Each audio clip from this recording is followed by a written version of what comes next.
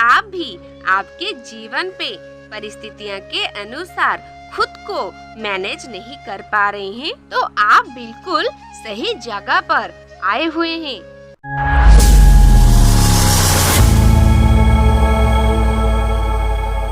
नमस्कार दोस्तों, चैनल दिव्य सृष्टि पर आप सभी का स्वागत है। जी हाँ दोस्तों, आज की इस नई वीडियो में हम सीखेंगे हनुमान जी से मैनेजमेंट के 10 गुण। अंजनी पुत्र हनुमान जी एक कुशल प्रबंधन थे। मन, कर्म और वाणी पर संतुलन ये तो हनुमान जी से सीखा जा सकता है। ज्ञान, बुद्धि, विद्या और बल के साथ ही उनमें विनम्रता भी अपार थी। सही समय पर सही कार्य करना और कार्य को अंजाम तक पहुंचाने का उनमें चमत्कारिक गुण था। आओ जानते हैं कि किस तरह उनमें कार्य का संपादन करने की अद्भुत क्षमता थी, जो आज के मैनेजर्स और कर्मठ लोगों को सीखना चाहिए। सीखने की लगन। हनुमान जी ने बचपन से लेकर अंत तक सभी से कुछ न कुछ सीखा था। कहते हैं कि उन्होंने अपनी माता अंजनी और पिता केसरी के साथ ही धर्मपिता पवन पुत्र से भी शिक्षा ग्रहण की थी। उन्होंने सबरी के गुरु ऋषि मतंग से भी शिक्षा ली थी और भगवान सूर्य से उन्होंने सभी तरह की विद्या ग्रहण की थी। कार्य में कुशलता और निपुणता। हनुमान जी के कार्य करने की शैली अनूठी थी, साथ वो कार्य में कुशल और निपुण थे। उन्होंने सुग्रीव की सहायता हेतु उन्हें श्री राम से मिलाया और राम की सहायता हेतु उन्होंने वो सब कुछ अपनी बुद्धि कौशल से किया जो प्रभु श्री राम ने आदेश दिया। वो कार्य में कुशल प्रबंधक थे। हनुमान जी ने सोने से लेकर समुद्र को पार करने तक जो कार्य कुशलता वो बुद्धि के साथ किया, वो उनके विशिष्ट मैनेजमेंट को दर्शाता है। राइट प्लानिंग, वैल्यूज और कमिटमेंट। हनुमान जी को जो कार्य सौंपा जाता था, पहले वो उसकी प्लानिंग करते थे और फिर इम्प्लीमेंट करते थे।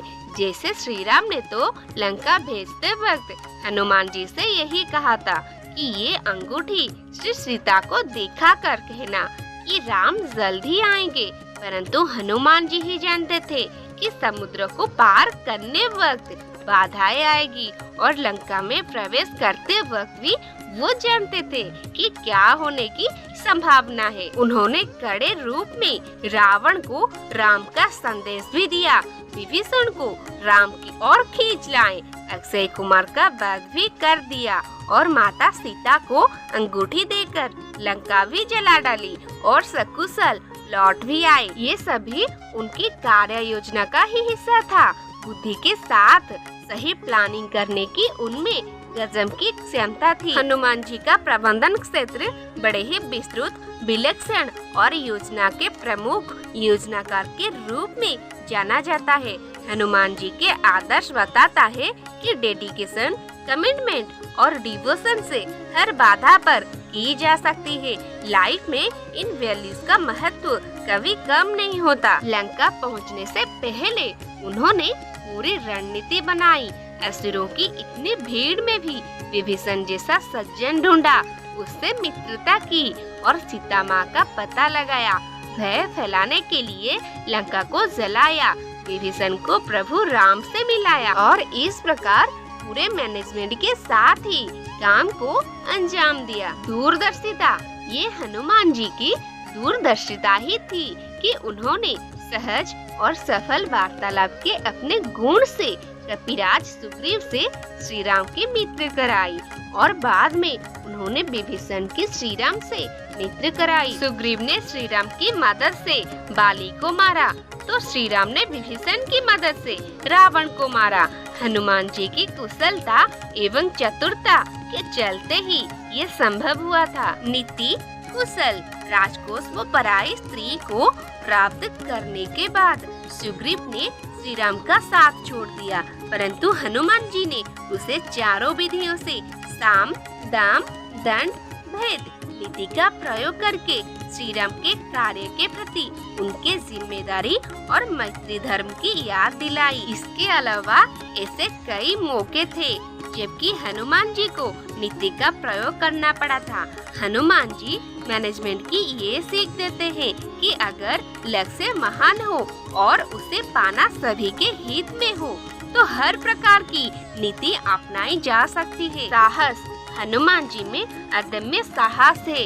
वो किसी भी प्रकार की विपरीत परिस्थितियों से विचलित हुए बगैर दृढ़ इच्छा शक्ति से आगे बढ़ते गए। रावण को सीख देने में उनकी निर्भीकता, दृढ़ता, स्पष्टता और निश्चितता अप्रतिम है। उनमें ना कहीं दिखावा है न छल कपट। व्यवहार में पारदर्शिता है, कुटिलता नहीं। उनमें अपनी बातों को कहने का नैतिक साहस है।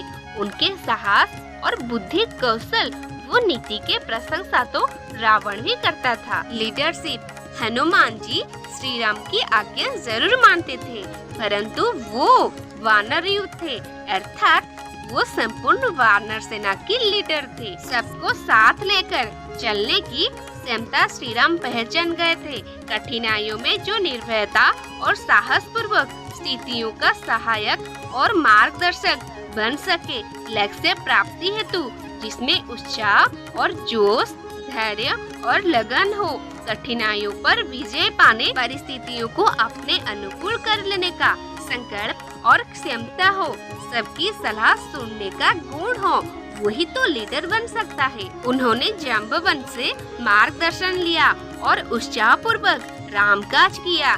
सबको सम्मानित करना, सक्रिय और ऊर्जा संपन्न होकर कार्य में निरंतरता बनाए रखने की क्षमता भी कार्य सिद्धि का सिद्ध मंत्र है। हर परिस्थिति में मस्त रहना, हनुमान जी के चेहरे पर कभी चिंता, निराशा या शोक नहीं देख सकते। वो हर हाल में मस्त रहते हैं। हनुमान जी कार्य करने के दौरान कभी गंभीर नहीं रहे।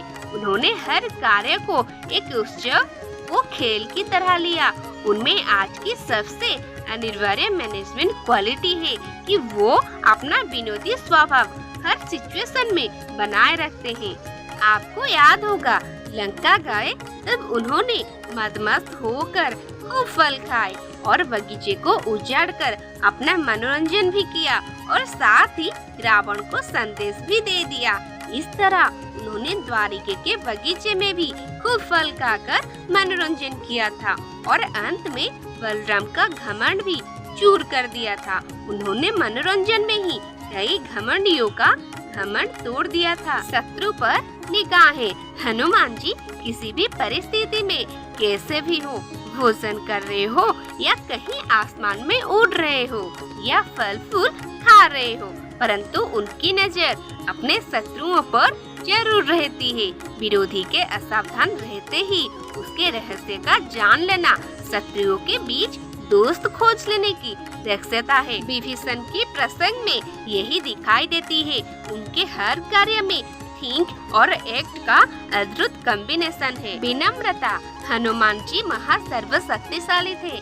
हनुमान जी ने लंका को उजाड़ा, कई असुरों का संहार किया, शनिदेव का घमंड चूर किया, पौंड्रक की नगरी को उजाड़ा, भीम का घमंड चूर किया, अर्जुन का घमंड चूर किया, बलराम जी का घमंड चूर किया और संपूर्ण जगत को ये जता दिया कि वो क्या है। परंतु उन्होंने कभी खुद विनम्रता और भक्ति का साथ नहीं छोड़ा।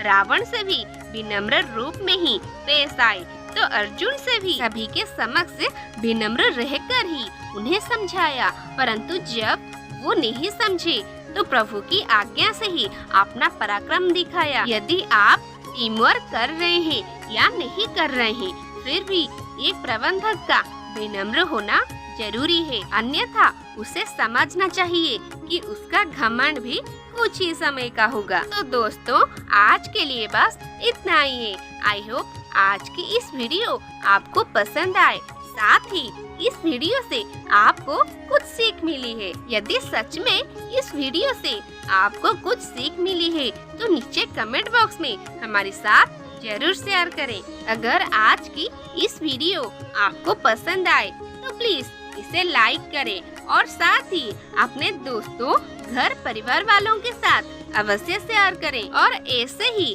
शिक्षाप्रद रोचक कहानियाँ सुनने के लिए हमारे चैनल दिव्य सृष्टि को सब्सक्राइब करें, साथ ही बेल आइकन को प्रेस करें ताकि अगली वीडियो की नोटिफिकेशन सबसे पहले आप तक पहुँचे।